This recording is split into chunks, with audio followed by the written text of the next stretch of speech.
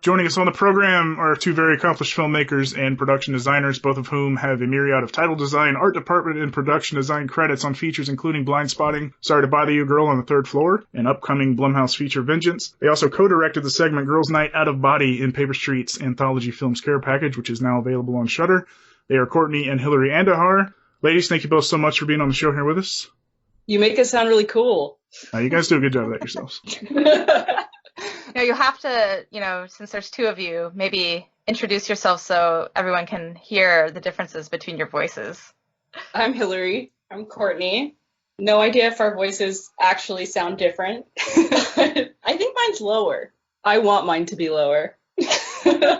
Well, I think you say you're different enough, so I think the audience will just get who each of you are by the end of this. They'll just know. So if they re-listen to it, they'll say, that's definitely a Courtney line right there, or that's a Hillary line there. So before we actually jump in, we usually do this. You guys are both graduates from the University of Texas.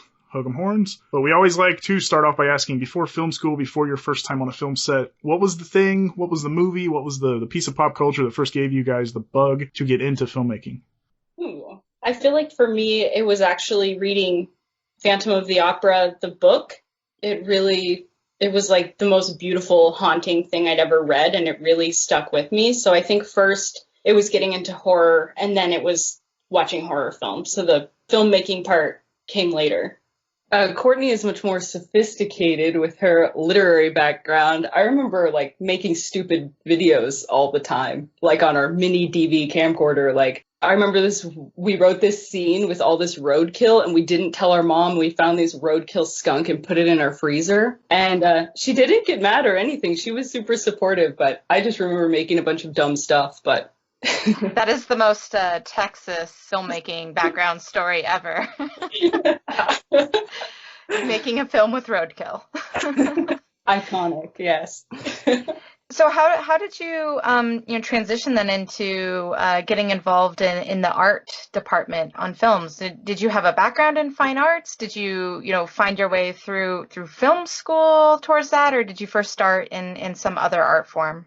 I was in the film program at University of Texas, and I just kind of fell into art department because we had to work on films with other students, and we were just such artsy, craftsy people that people kept asking me to help them design their movie. So by the end of film school, I had happened to have designed several short films and just loved it, so kept doing it. But Courtney does have a fine art background. Yeah, I actually came to it sort of a strange way where I studied studio art in college. I was first a graphic designer working at some book publishers, and Hill and I would sort of collaborate. I would design a prop for a film she was working on, or I would do the titles or some animation. So we sort of had this dialogue going for years where we were collaborating. I was in New York, she was in California, and so we sort of kept this conversation going, and then eventually we just really wanted to work together.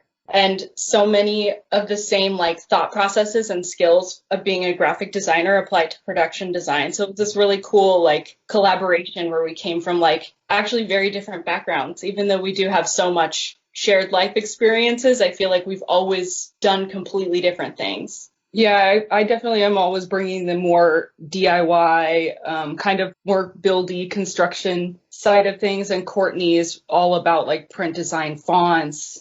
Yeah, we have a great skill set together. Right, we'll talk about some title design stuff you guys have done as well. Was there a certain influence that really spoke to you? For me personally, we grew up in the 80s, Amblin movies. We always talk about how, in E.T. and movies like that, the sets feel so lived in because they were chock full of stuff. And you guys were not big fans of, the sparsely decorated sets. You guys do such a great job, we think, of filling in the gaps and stuff like that. Is there something in particular, or even a director that got you kind of influenced you a certain way?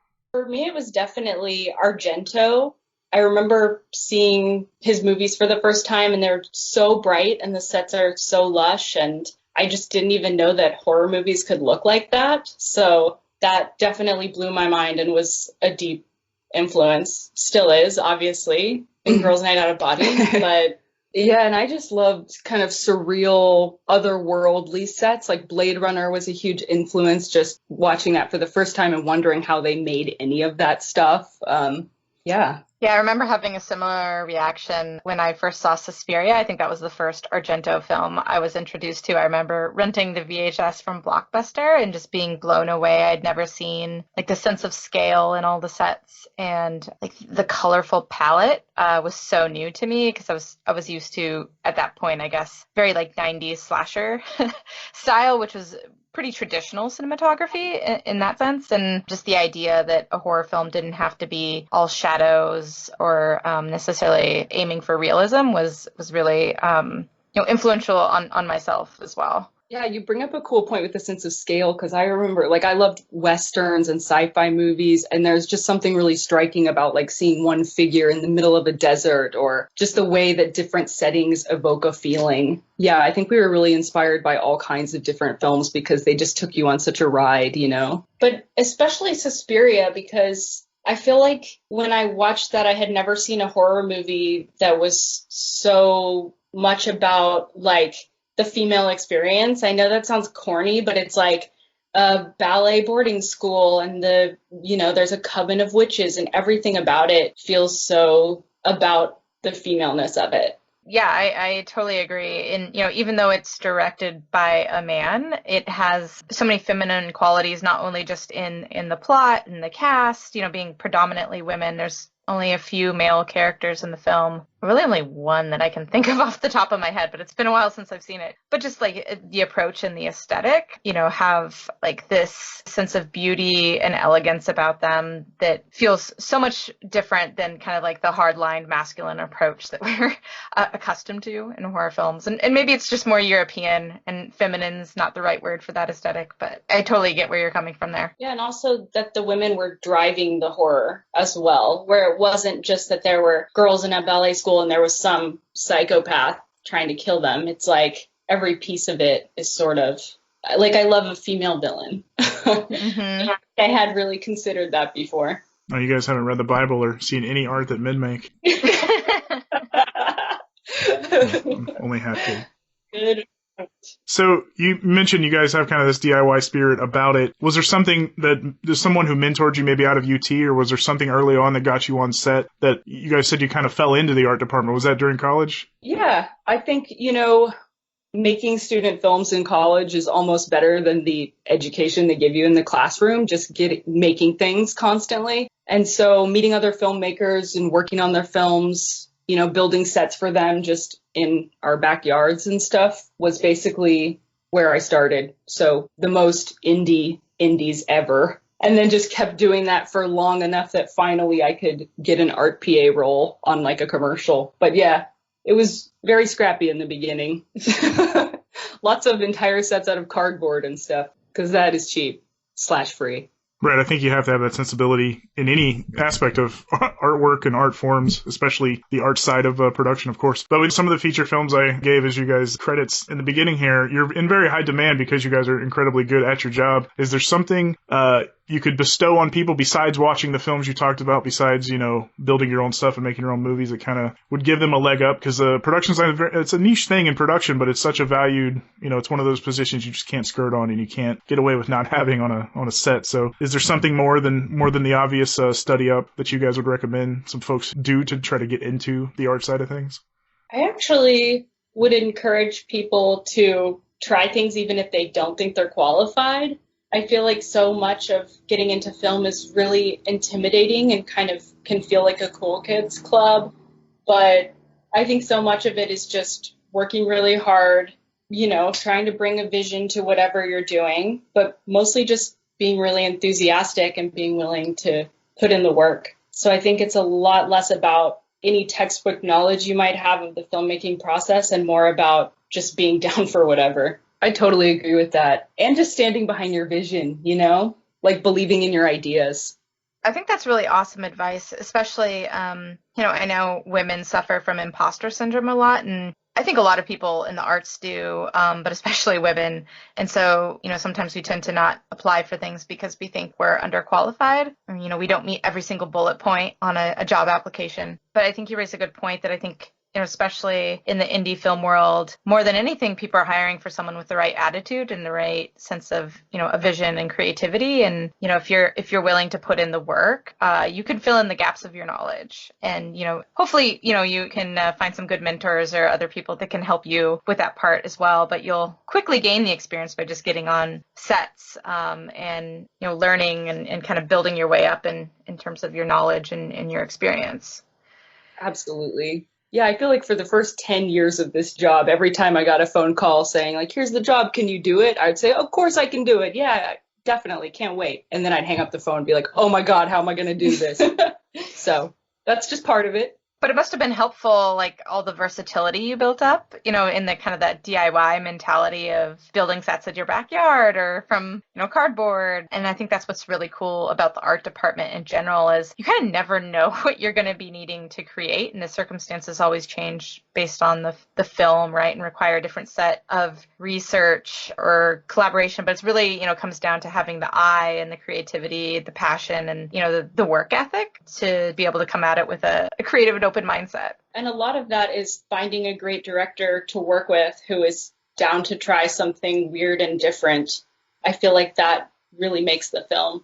I actually agree with all of that. I can't speak as the experience as a woman, of course, but it's something I do think a lot of people listening do need to hear sometimes is effort and attitude take no talent. If you come with both of those, you will figure the other stuff out. And I think you guys are a testament to that. And yes, some people do sometimes just need to hear that. Like we all hang up the phone and say, oh crap, now what? But And I think people are just really inspired by good ideas or new ideas. So yeah, we're all for making it up, kind of making your own way and not having to know everything before you dive in. Right. And beyond just art department into production design, you guys are moving ahead in some other facets we'll get into as well. But I'd mentioned title design before.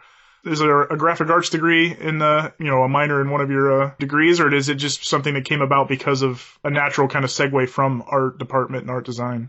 Well, this is definitely Courtney's territory. Yeah. So this is very on brand for us. It's totally something that I came into by accident, kind of by making it up. I mean, I do have a studio art degree, but I mostly was doing photography. And of course, I barely took any graphic design classes. And then that's all I ended up doing. So all my first few jobs as a graphic designer, I was definitely making it up as I went. But I ended up at these book publishing companies designing covers and laying out interiors. So like literally laying out the text. And that translated pretty directly into title design because, you're working with typography, different fonts and type treatments for book covers. And yeah, it was a really natural progression that was super fun.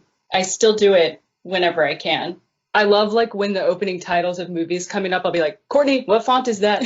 She knows. Do you usually recognize most of them? I'm a little off my game now that I'm not graphic designing every day, but yeah, I have a pretty nerdy knowledge of fonts. Yeah, and I imagine it can be pretty challenging too because there's so many custom fonts out there now.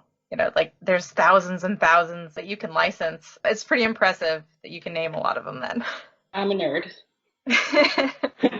So I'm curious, once you both started getting into your filmmaking career, and maybe Hillary was on this track perhaps a little sooner, but had you always had it in mind that you wanted to direct, or did that evolve over time?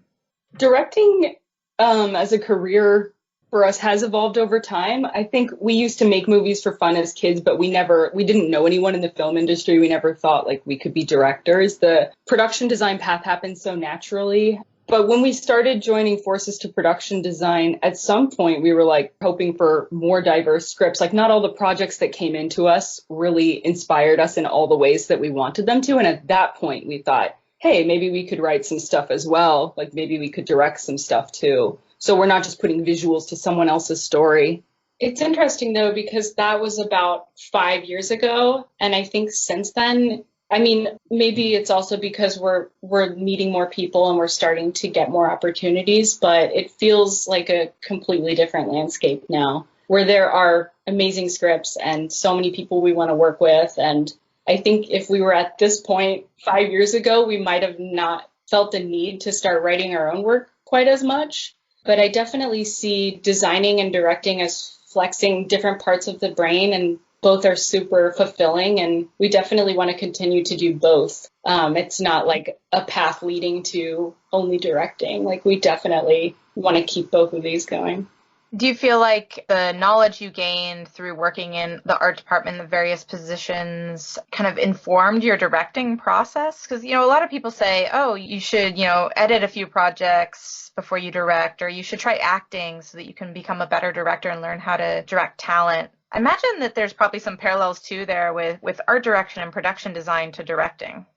Definitely. I mean, we've been able to work with a lot of amazing directors. It's a great way to sort of really learn about the process, is being in it and seeing it happen, and especially being on horror sets where you can see stunts and practical effects feels really useful as we're stepping into directing.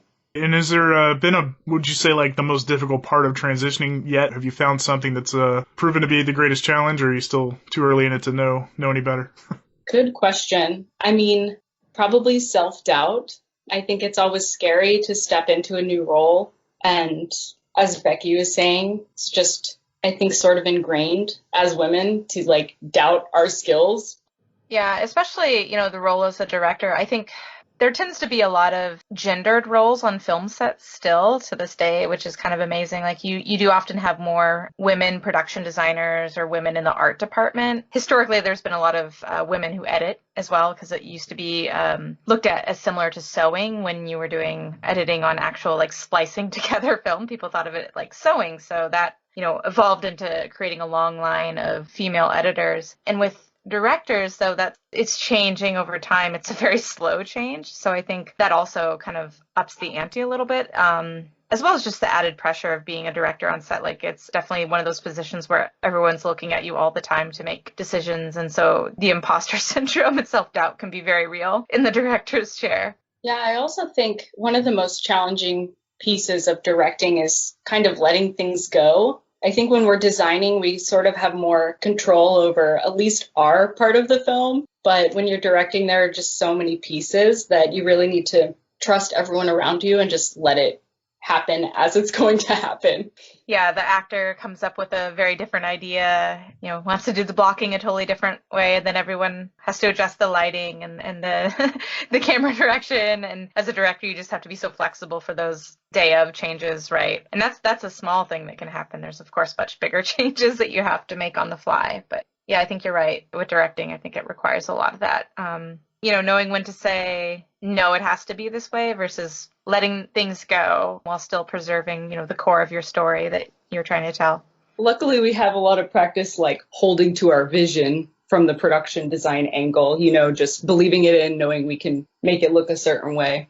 And yeah, the transition to director has been interesting because I think we started transitioning right before, like, female directors were ultra trending. Yeah. So I mean, we had so many people who were super supportive of us right away and gave us opportunities. We were in Shudder Labs. That was huge for us.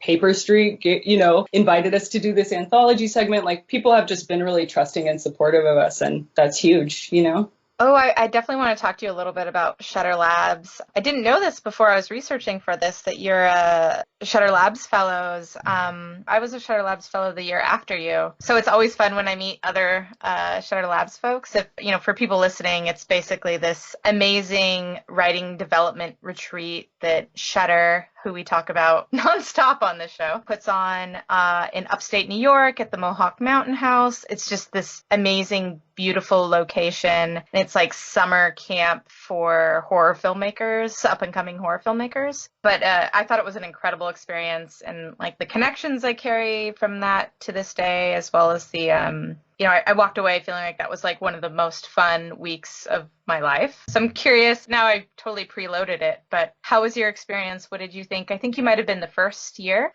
We were. Yeah, that's so cool that you did it too. Yeah, it was an incredible experience, and we met so many important people in our lives now. We met Russell Effects, Travis Stevens. Just, like, it was an incredible formative experience for us and really helped us make our way into genre. Yeah, it's fun that we've really kept in contact with pretty much everyone from Shudder Labs and have worked on projects together and just have this kind of community from it.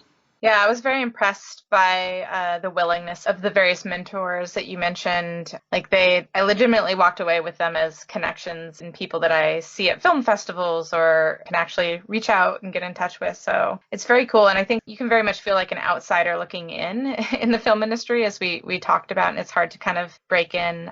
So, I wish there were more experiences like that made it a little easier for some folks to get involved or, make those connections that ultimately become really meaningful in getting your career off the ground.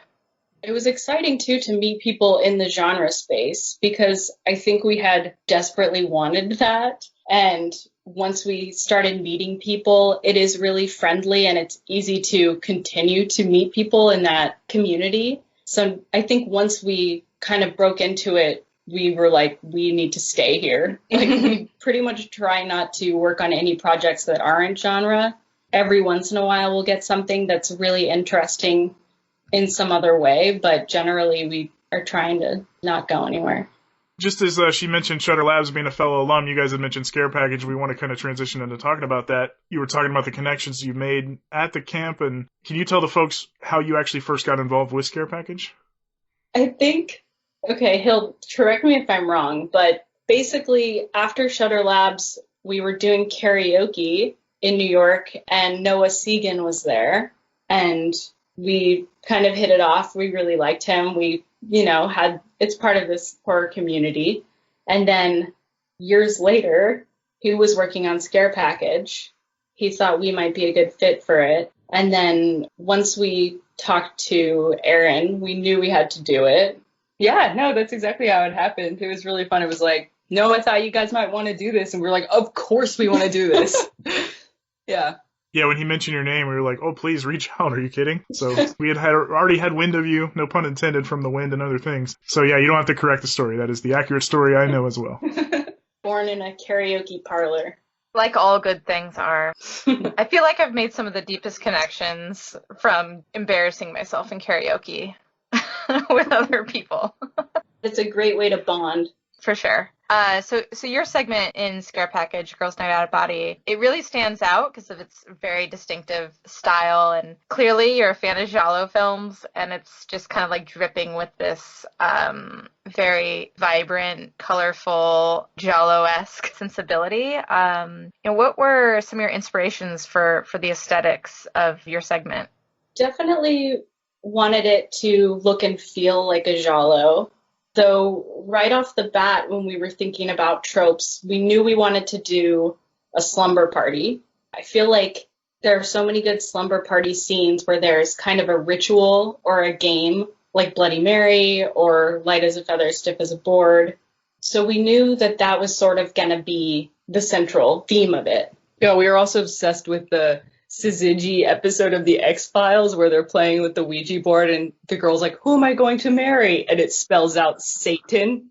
You're like, this is a huge influence for us. Yeah, so I think we were definitely channeling giallos like Blood and Black Lace and some proto-slashers like Black Christmas with the, POV and the Black Love Killer. We're also obsessed with like weird haunted objects, like the game in Jumanji, the Book of the Dead from Evil Dead. Yeah, I love when the haunted object is something that you would never touch, like the Book of the Dead, but we also wanted it to feel really cute, like the perfume in the Devil Bat. Like, I don't know if y'all remember that movie. It's like Bela Lugosi, and he's a mad scientist, and he sprays people with perfume. And then people, like the bat will go find anyone wearing this perfume. So we definitely were trying to find an object that felt really cute. So we went with a haunted lollipop, of course. But we definitely were pulling pieces from lots of movies that we love. And we wanted there to be this sort of monstrous female aspect to it. And of course, a creature transformation, because that's so fun. And yeah, it's interesting, like, trying to dissect all the little pieces that we took for it, because I think tonally we were hoping it would end up kind of like Demons, the Lamberto Bava movie, which is just really fun, some slimy transformations, and then there's that weird metal mask that they wear. Yeah. And we also just love like monstrous females like Ginger Snaps, Jennifer's Body, Raw. the lure. Like, it's just cool to see girls get wild. Right. And there's so many different, given the theme of scare package around tropes, there's so many different tropes at play, like mini versions. Obviously, like the haunted object is probably the central focal point, but there's so many peppered throughout, or different kind of ways in which it's set up where you're like, oh, wait, is this going to be more of like a proto slasher, or is this a body horror film, or is this more like a paranormal thing? And as I was watching it, I couldn't quite put my finger on it. But that's what I thought was really cool about it, is that it kind of became its own unique thing that fuses so many elements of what it sounds like your various inspirations in the horror genre, and even some outside of the genre. We love the idea that you wouldn't know what was going to come to get them first, because girls at the slumber party, there are so many things to terrorize them. Yeah, so many things can go wrong at a slumber party. Yes, if you're a fan of horror films, that is probably the number one place you don't want to be. So I got to ask you, as a Los Angeles resident, anybody who's taken road trips in Central and Southern California know what the iconic Madonna Inn is. How in the world did they not only let you use the location, but use the pink room I'm under the understanding that you used, and splatter blood on their walls? I was so surprised that they let us film there. I mean, I think we had stayed there years ago, and we immediately thought that would be the most fun place to shoot a horror movie. But it also kind of worked out logistically because we were living in Oakland at the time. So we had half the crew from Oakland, half from LA, meeting in the middle. I don't think they knew we were spraying blood everywhere. Definitely. Basically, everything you see getting like full on sprayed with blood was a prop we brought in. Like, our friend Ari painted the painting that was splattered, and the lampshade and stuff we brought in. But yeah. Okay, good to know. Actually, first time I watched the segment when we were putting the movie together, I gasped. I'm like, they just shot blood across the wall. I didn't realize it was on the painting. It's like, how did they do that? Great. It's all hot pink. It'll totally blend in. If we left any drops, they'll blend in. Right. See, and you must have been using all of your knowledge as production designers to help you get away with those things. I mean, on this segment in the credits, you're listed as both directors and production designers, so you're kind of doing double duty there. Was that a challenge to do both of those roles at the same time? Did it help having two of you so that one of you could maybe be more focused on directing while someone else had to kind of, put on their art department hat for a bit? It was way easier than it should have been, because basically everyone on the crew was someone we know really well and who we work with all the time on features. So we had our set deck, Elspeth Mum, was sort of running the show as far as the art goes. So I feel like I didn't even look at or think about the design at all while we were filming. Like, I just totally checked out because we knew we could hand these pieces off to people. And of course, there being two of us is so beneficial. I don't know how there's ever just one director or one production designer, because it does feel like the more time you have to talk to each department, the better it will be. So we do always kind of divide and conquer. Yeah, I hear that with a lot of co-directors, based on each person's unique skill sets, or even just for time management, you kind of divide and conquer the workload, or, maybe split it up where like one is really focused on the camera and working with the cinematographer, whereas, the other is focused more on performance. But do you find yourselves splitting up based on skill sets at all? We sort of like to mix it up. We definitely have different skill sets, but I feel like there's not a set way that we divide up. Like, one of us will usually be with the actors or with camera or talking to special effects or art, but we haven't found like a clean system where one of us is in one of those positions and one is in the other. We kind of just float around. Does that mean that you guys are just eternally a duo, or is there, because of your slightly different taste, do you ever see yourselves possibly directing solo, or are we always going to see, the Andujar sisters? I feel like as a duo, we're able to really strengthen each other's different visions, because if it was just me directing, I think I would fall into all my cliches. I like the same, Western fonts. I like the same psychedelic cinema. I think I like the same color schemes. I think that since Courtney has such different things that she likes and that influence her, together we can come up with something more original. So yeah, it's just more fun to work with, to have a team Which, I mean, we try to build that anyway with like our art crew. Like we try to bring the same people, but I think it just strengthens the work overall to kind of have this built-in workflow. No, that's the right answer. It was a test and you passed. Don't worry. And then I was told you guys actually made a movie during quarantine. Can you tell us a little bit about that and how you pulled it off? So my boo curated this series called Exquisite Shorts. We basically got together a bunch of our friends, I mean, remotely in quarantine. So the parameters were you have to make 45-second or less short at your home. You can't go out and shoot anything. So just with whatever you have around you. And it worked like the game Exquisite Corpse, where if you're familiar with that game, it's kind of like you fold over a drawing and one person continues the segment just from seeing the very edge. So you were given your beginning and end word of your segment. So the next person would continue into a seamless story where no one knew what the segments around them were. Awesome. That sounds like a lot of fun. Oh my gosh, it was so much fun. Yeah, it was really fun. And I feel like a lot of the directors weren't used to doing every piece of it. So it kind of made all of us go out of our comfort zones a little bit where most people are, they're shooting, they're lighting, they're starring in it, they're editing it, like it was a really fun, crafty exercise. And a lot of really talented people made really cool micro shorts. And Ben Fee lined up like composers and all that to make it feel like a really complete project. So it was very satisfying to see the end result all tied together. Please give Ben Fee a shout because we know how valuable he is to you guys and how much he's been to helping with Scare Package. Yeah, he co-wrote Girls Night Out of Body and he produced it. And he's the stalker in the segment. Yeah. Multi-hyphenate. That's a great title for the resume. A writer, producer, stalker. For sure. So many talents. Was it freeing kind of to be able to do something like that that's, where you can kind of go back to the DIY style of filmmaking without kind of all the added pressure of financing and having a big crew and all of that? Was it kind of fun to just be like, oh, it's like I'm 16 years old again and making a little movie at home? We're not so free from the DIY experience that it's like a thrill from the past. But no, it was really fun to have a small crew of everyone so trusted, and there is something very, very fun about that. And is that something that's completed and able to be seen or no?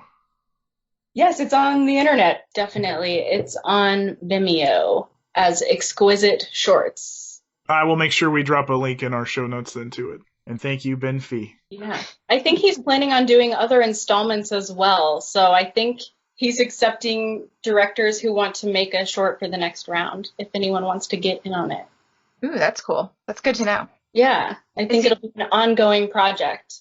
Yeah, maybe even after quarantine is lifted, as things are starting to open back up, I think there's still room for that creative DIY outlet. Do you guys have anything lined up for that to be back on set soon? Yeah, we were actually in the middle of designing a feature when quarantine came about. So we were about halfway through this Blumhouse thriller called Vengeance, and we can't wait to get back and finish it. Very cool. No set date, though, at the moment? None at the moment. Well, while we have you here, semi-quarantined, we'll move into the next half of this, which is Becky's favorite part. It's the Rapid Fire 15, which we try to tailor to what we kind of know about your guys' taste. We've even, on the fly, added a few questions based on some stuff you've said in this interview. And if we say, what's your all-time favorite movie or song, if you can't think of one off the top of your head, just say whatever comes to mind first. We won't necessarily hold you to it. And, sounds dangerous. Because there's two of you, I think Hillary offered to go first each time, so there's no chaotic talking over. Hillary offered to field all the questions. And you know what? If one of you is way into a genre we mentioned or something the other's not, feel free to say pass. We won't hold it against you. So to start us off, what movie do you think you've seen the most in your life? I think probably Velvet Goldmine, which is maybe a guilty pleasure. I don't know. I feel like this movie's very underappreciated, but I adore it. And the costumes and the sets and the music. I freaking love that movie. Jurassic Park, no doubt. Two very different answers. I love it.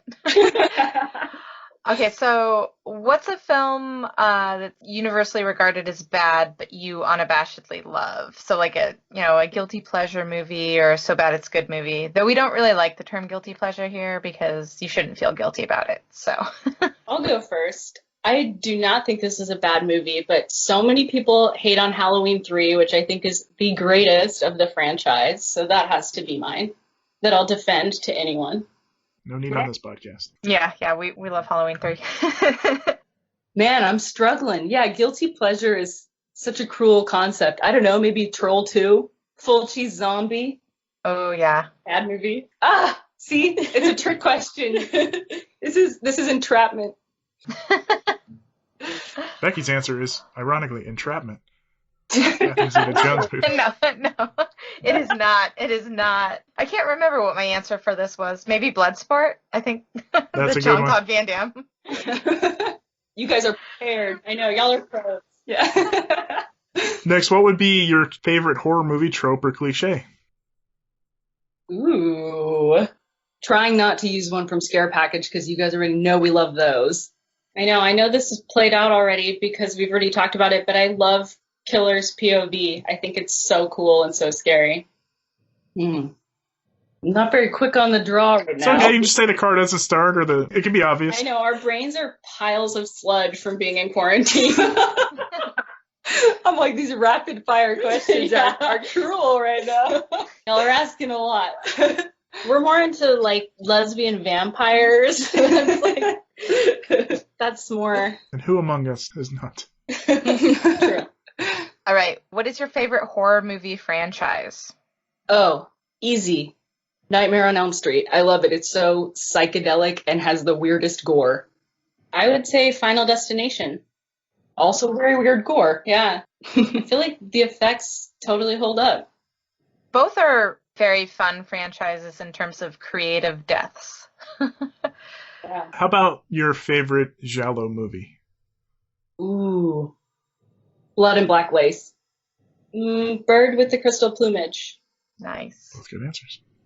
Okay, how about your favorite Western? Man, I have a hard time answering this one now only because rewatching Westerns, they're all so problematic. So I would usually want to say The Searchers, but The Wind. The Wind is our favorite. The Searchers is an interesting film because it's kind of self-reflective in a way about, I'd heard an interesting analysis of it being like John Wayne's, kind of career and making all of these films that were actually horribly racist. And then there's kind of this sense of reflection in The Searchers, though he never really changes as a human being.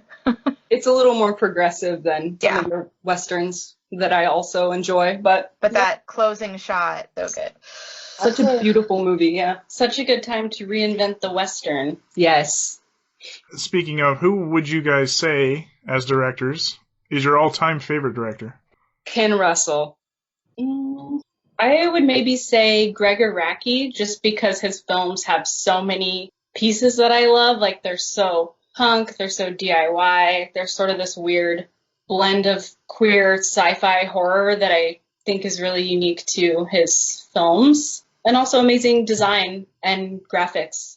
I'm a fan of both of those very different but very awesome answers. Yeah, I feel like you have been giving the most unique answers when we ask these. Usually we get, like the top 10 most popular directors who end up being in the answers. So this is awesome. Okay, so what would be your dream project to direct?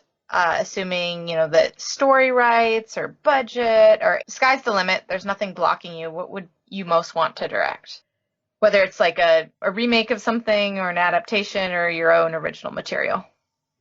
I would do Barbarella starring Janelle Monáe. Oh, Be Still My Heart. Amazing. Sounds amazing. Yeah, that sounds great. That just rolled off the tip of your tongue, too. I love it.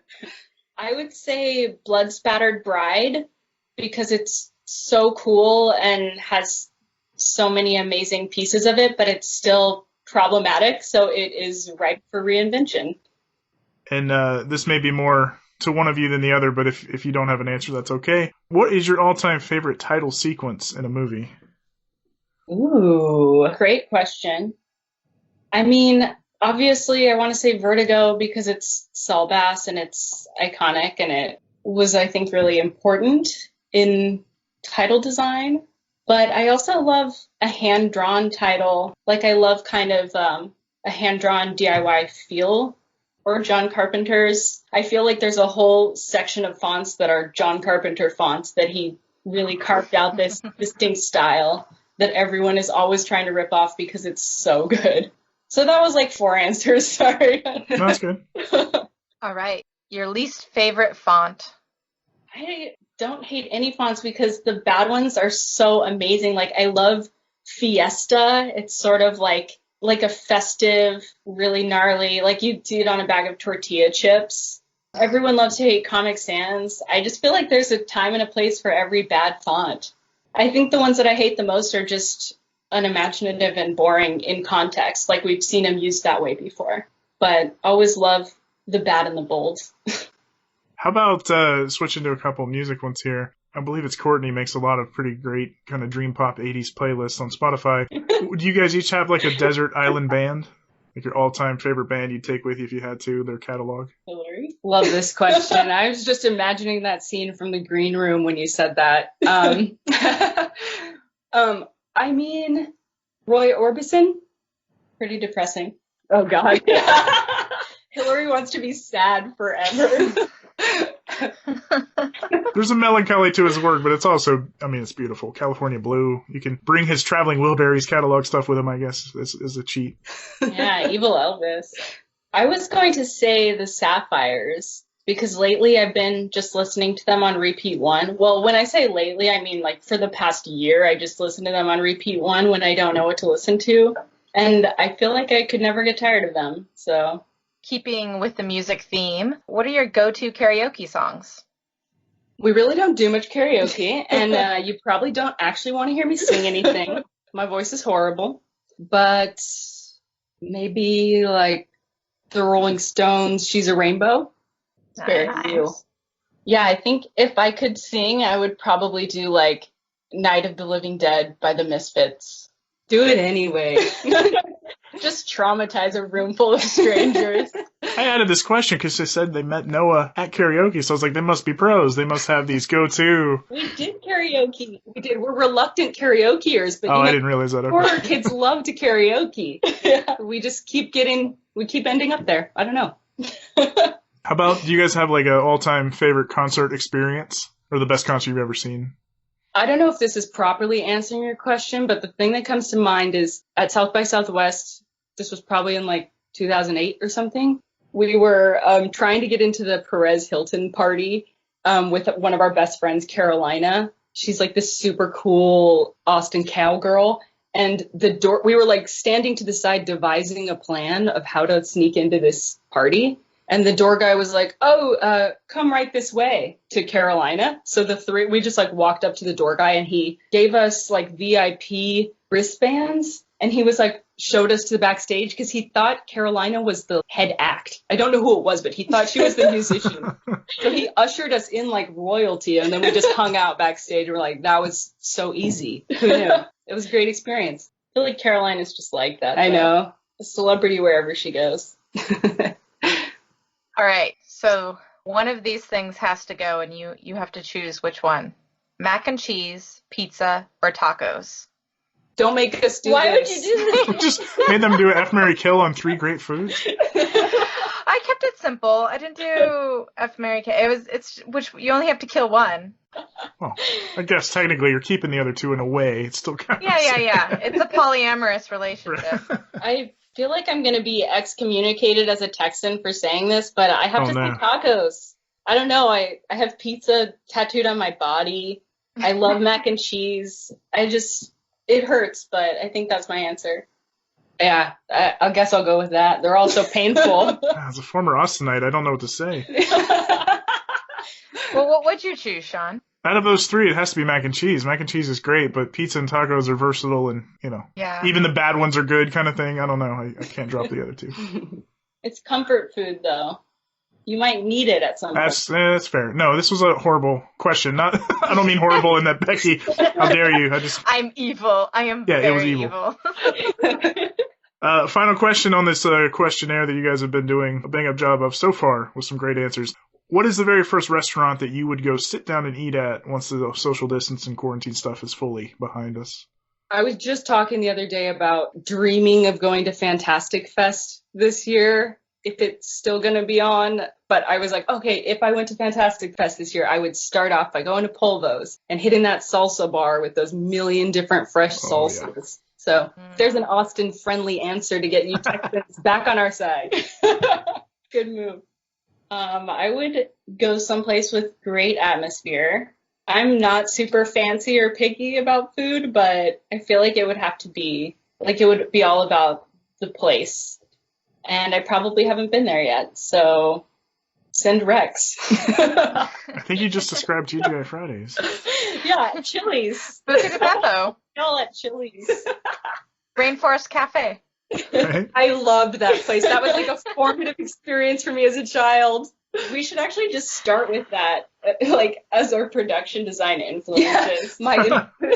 I became a production designer because of Rainforest Cafe. Oh man, it'd be really cool to set a horror movie in a Rainforest Cafe. You know, like somehow they end up having to like shut down the restaurant and they're stuck inside, and then there's like random thunder and lightning. Every once in a while the elephant goes off and scares the shit out of people. I'm inspired. I know. Love it. Jungle horror is like our thing. I know, we love tropical horror. Hence a lot of the Bava stuff. Cool. It all goes back to Rainforest Cafe. I always wanted to go there as a kid, and my parents were always like, really? Why? Like that's the line at Disney World where everything's kitschy and themed? Come on. Yeah, they had a Rainforest Cafe, strangely, in the local mall, you know, in the Seattle area. But now they're mostly just in like a Disneyland and Disney World and theme park locations. But Couldn't even oblige you on a birthday? Come on, parents. I also remember thinking that Senor Frogs was really cool. I was younger. So that's Courtney wants to go back to Senor Frogs once quarantine is over. Yeah, please change my answer. Amazing. I would happily go there after quarantine. No, good answers, and we appreciate you guys indulging us in that. That is the official end of it. You said you have a feature that you're kind of in limbo. You're waiting for that to pick back up. Is there anything else on the horizon for you, set in stone, or do you guys have a project you're trying to get off the ground? We're mostly just really excited for this Chris Landon project that we worked on to release. It doesn't have a title yet, but it's going to be amazing. Maybe sometime this fall. Who knows now? It's a really fun project written by Michael Kennedy, and the script just blew us away. We cannot wait for this one to be released. We think people are going to love it. Yeah, and otherwise we're just walking our cat on his leash and trying to remember why we get out of bed in the morning. We thought we were going to be very, very productive during quarantine and write like hundreds of scripts and stuff, but we've just more been battling with the daily existential dread and just getting by. So I think a lot of people are in that boat. It's everybody. Yeah. It's, I think we've talked about it on the podcast before. I think a lot of people in the creative fields put these really high expectations on themselves to be super productive during quarantine. But we have to remember that, there's also a pandemic and there's also a lot of craziness going on in the world right now that's pretty overwhelming. So it's okay to sometimes not be productive. Yeah, I feel like kind of our new focus right now is this civil rights movement that's happening, especially here in LA, but globally. Yeah. And it's been really awesome actually to not be on set right now because it feels so important to put time into, going out and protesting, emailing our reps, signing petitions, donating, like doing anything we can to keep this going. Yeah, and obviously it's a really good time to invest time into becoming anti-racist and, reading books like Me and White Supremacy and just trying to keep this momentum going. So that's our new project. Yeah, truly. Yeah, and I think that's perhaps one of the reasons why, this, I guess, new wave of the civil rights movement has picked up so much steam. I wonder if the situation would have been a little different had it not been during, the COVID-19 outbreak where, so many people have, I guess, more time at home and that kind of enabled people to maybe take a pause from the busyness of our day-to-day lives and actually focus on something that is, far more important, but always felt like this just massive issue that was maybe out of reach. So it's been really incredible to see the way, especially some cities like Los Angeles and Seattle, where I'm from, have really come together as a community to, face issues head on. I wish it had happened sooner, but I'm glad that it's happening now and that people are taking steps to educate themselves. And as you said, like truly learn what it means to be anti-racist and not just not a racist. Totally. Yeah, it's such a good time to show up in any capacity that feels possible. And yeah, it's exciting to see people and companies finally be so vocal, even if they're bullied into it. I just love that there's so much pressure on keeping this going. So. No, agreed. We appreciate you guys fighting the good fight and keep it up, and we're all trying to as well. And I'm thankful for the first time in a long time for social media, because they're finally doing the service that our medias are not, which is even right now there's protests in all our major cities. Becky's in Seattle, I'm in LA here as well, and they're not covering them because you're not seeing insane violence or insane rioting, but like there's continued all weekend. I mean, in the tens of thousands in the major cities, and it's unfortunate to hear that they don't cover them the same way they would if somebody broke a window. Yeah, I think that's a good statement to not just continue being not racist, but to go out of your way to be anti-racist. That's the sentiment, a good one to leave on. Great. And where can people find you online if maybe following you on social media or checking out a website? I would say our website, because it's both of us in one place. It's Andujar-twins.com. Awesome. Probably needs an update. So we've all been saying your last name incorrectly for 2 years? No one knows how to say it. It's okay. Oh, please no. Say it out loud so that going forward we will all know how to say it. It's Andujar. Oh, we're all about to get in trouble. We ain't mad. Now I'm like, why didn't they call me out at the top of the show? We should have done the thing we always do, where we ask. I know you're the first time we didn't ask for sure. I was like, oh, he probably knows from Scare Package. I was confident by others saying their names over and over, not throwing anybody under the bus. But no, we appreciate both of your times for this. Not that you have a better excuse to be doing anything else because you're stuck at home. But no, we hope that was some valuable info for folks about production design. And please check out their website. I'll link to that in the show notes as well. Thank you guys so much. Yes, Courtney, Hillary, thank you guys so much. It was quite a pleasure to speak with you. And just a reminder, as you guys are listening to this, Scare Package is available on Shudder now. Girls Night Out of Body is such a fun, as Becky said, a unique one. It stands out for its visual style as well. And we're excited to see what they do going forward as co-directors who will never stray from each other, as we said. And thank you again to Courtney and Hillary. Thank you both. Thanks, guys.